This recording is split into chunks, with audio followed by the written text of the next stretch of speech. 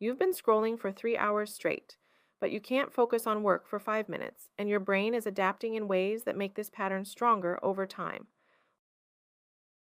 Look, I get it. You tell yourself you'll check Instagram for a second, and suddenly it's midnight, and you've watched 47 TikToks about people making miniature food. Meanwhile, that work project you've been avoiding, still sitting there, mocking you. But here's what's fascinating that this isn't about willpower or laziness. There's actual neuroscience behind why your brain craves the scroll but runs screaming from spreadsheets. Your thumb has basically been trained to be a dopamine seeking missile, and most people don't realize that every swipe is literally rewiring their neural pathways. Today, we're breaking down the psychology and brain chemistry that makes scrolling feel effortless, while real work feels like climbing Mount Everest.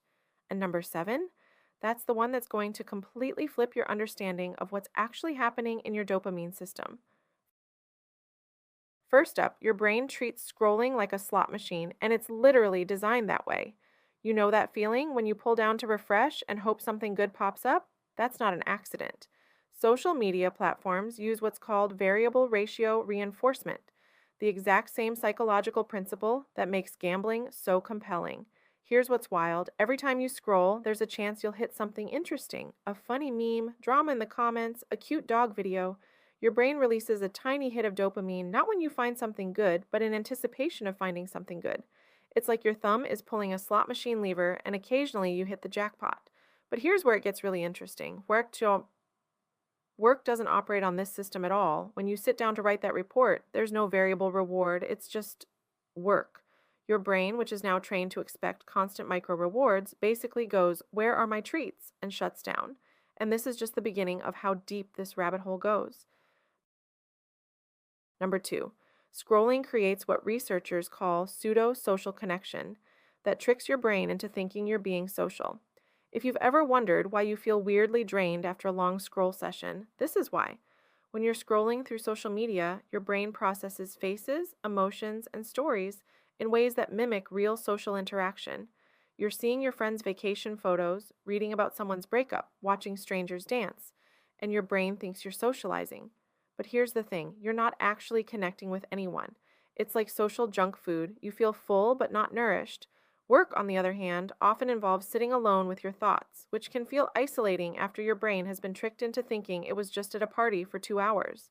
Most people don't realize that this fake social high is setting them up for what comes next. Here's where it gets really wild. Scrolling is actually a trauma response for many people. Stay with me on this one. Research on compulsive media consumption shows that what we call doom scrolling is rooted in our brain's limbic system, specifically the amygdala, which controls our fight or flight response. When you're stressed or overwhelmed, your brain goes into hypervigilant mode, constantly scanning for threats. Scrolling feeds this need perfectly because there's always new information to process, always something to watch out for. Your brain thinks it's keeping you safe by staying alert. But work requires the opposite.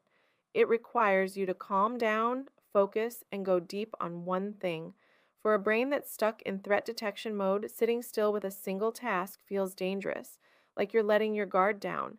And this hypervigilance is creating another problem that's going to surprise you.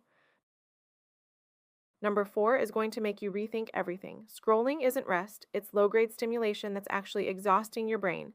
Here's what's fascinating. At work, when you scroll, you're processing dozens of micro decisions every minute. Swipe or stop, like or skip, read this comment or keep going. Your brain is working overtime, but it doesn't feel like work because each decision is tiny. It's like doing mental jumping jacks, constant small movements that add up to serious fatigue. Then you try to transition to work, and your brain is like, "I'm tired," but you feel guilty because scrolling doesn't feel like you did anything productive.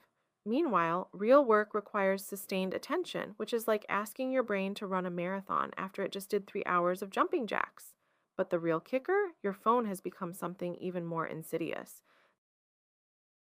This one's fascinating. Your phone becomes the default because it requires zero decision making. Leading procrastination researchers have found that procrastination isn't a time management problem. It's an emotion management problem. When you're faced with work, your brain has to make a bunch of uncomfortable decisions. Where do I start? What if I mess up? How long will this take? These decisions create what researchers call cognitive load, and your brain hates it. Scrolling, though? Zero cognitive load. The algorithm decides what you see next. You just receive. It's like the difference between cooking a meal from scratch and having someone spoon feed you. One requires effort and decisions, the other is completely passive. And here's what's wild: the more you choose the passive option, the harder it becomes to choose the active one. Which brings us to something most people get completely wrong. Number six, multitasking while scrolling is training your brain to have a shorter attention span. You know that thing where you check your phone real quick while working, then suddenly realize you've been scrolling for 20 minutes? That's not a coincidence.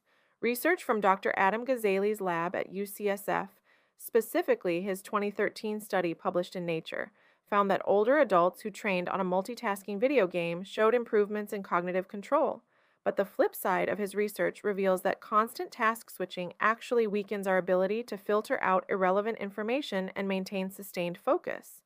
According to a 2022 study by Rescue Time analyzing over 11,000 users' phone usage patterns, the average person picks up their phone 96 times per day, which means they're interrupting their own focus 96 times. Then they wonder why they can't concentrate on work for 5 minutes straight. But here's the one that's going to completely blow your mind. Your dopamine system is getting hijacked, but not in the way you think. Dr. Anna Lemke from Stanford's Addiction Medicine program explains that dopamine isn't actually the pleasure chemical, it's the seeking chemical. It drives you to look for rewards, not to enjoy them. When you scroll, you get tiny dopamine hits that make you want to keep seeking, but you never actually find satisfaction. It's like being perpetually hungry, but never getting full. Work, especially creative or challenging work, operates on a completely different system. It uses what's called intrinsic motivation, satisfaction that comes from mastery, purpose, and autonomy. But here's the problem: if your dopamine system is constantly activated by external rewards, likes, comments, new content, it becomes less sensitive to internal rewards. You literally lose the ability to find satisfaction in your own accomplishments. And this dopamine hijacking creates something researchers call attention residue, and it's particularly brutal. Dr. Sophie Leroy first coined this term in her 2009 paper, Why Is It So Hard to Do My Work?, published in Organizational Behavior and Human Decision Processes. Her research found that when you switch from one task to another, part of your attention stays stuck on the previous task, literally creating cognitive residue. It's like trying to listen to music while someone's having a loud conversation next to you. Your brain literally can't fully commit to the work because it's still processing all the random information it just consumed. The more stimulating the content you scrolled through, the more residue gets left behind. But here's what's really happening underneath all of this. Number 9 is going to make you understand why work feels so hard. Your brain thinks it's protecting you from failure by avoiding it. Dr. Tim Feichel's extensive research on procrastination at Carleton University, particularly his 2013 book, Solving the Procrastination Puzzle, found that procrastination often stems from what psychologists call task aversion, your brain's attempt to avoid potential negative emotions like frustration, boredom, or anxiety. Work represents uncertainty. You might struggle, you might fail, you might feel stupid. Scrolling represents certainty. You'll be mildly entertained and nothing bad will happen. Your brain, which is designed to keep you safe, naturally steers you toward the safe option. But here's the cruel irony. Avoiding work creates more anxiety and stress than actually doing it, which makes your brain want to avoid it even more. And there's something physical happening too. Here's something that'll make you rethink your whole relationship with your phone. The physical act of scrolling can become compulsive. Research on repetitive behaviors suggests that the smooth, rhythmic movement of scrolling can provide sensory regulation similar to other repetitive motions like fidgeting or rocking. The continuous vertical motion creates a predictable sensory experience that many people find soothing to their nervous system. Work, on the other hand, often requires stillness and sustained focus, which can feel agitating if your nervous system is used to constant motion and stimulation. It's like asking someone who's been running on a treadmill for hours to suddenly sit still and meditate. But this next one is particularly sneaky. Social media is designed to exploit your brain's negativity bias. Dr. Richard Malika from Harvard Medical School found that our brains are naturally wired to pay more attention to negative or threatening information.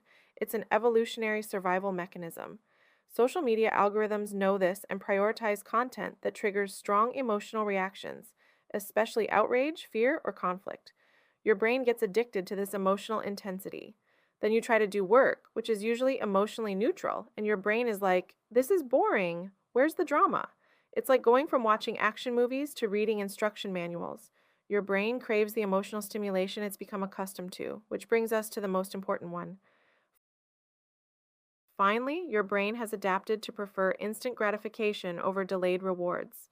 Dr. Nancy Collier's research on digital addiction shows that heavy social media users demonstrate changes in how they respond to immediate versus delayed rewards, patterns similar to those seen in behavioral addictions. Every time you choose the immediate reward of scrolling over the delayed reward of completing work, you're strengthening neural pathways that make future instant gratification more appealing. It's like your brain is a muscle and you've been training it to be really good at wanting immediate rewards and really bad at working toward long term goals. The good news, neuroplasticity means you can retrain it, but it takes conscious effort and time. So there you have it, 12 reasons why your brain treats scrolling like a warm hug and work like a cold shower. The most important thing to remember is that this isn't a character flaw or a lack of willpower. Your brain is doing exactly what it's been trained to do by platforms designed by teams of neuroscientists and behavioral psychologists, whose job it is to capture your attention. If you resonated with number 7 about dopamine hijacking, you're definitely going to want to check out our next video about how to rewire your reward system and actually enjoy productive work again. And remember, awareness is the first step to change. Now that you know what's happening in your brain, you can start working with it instead of against it.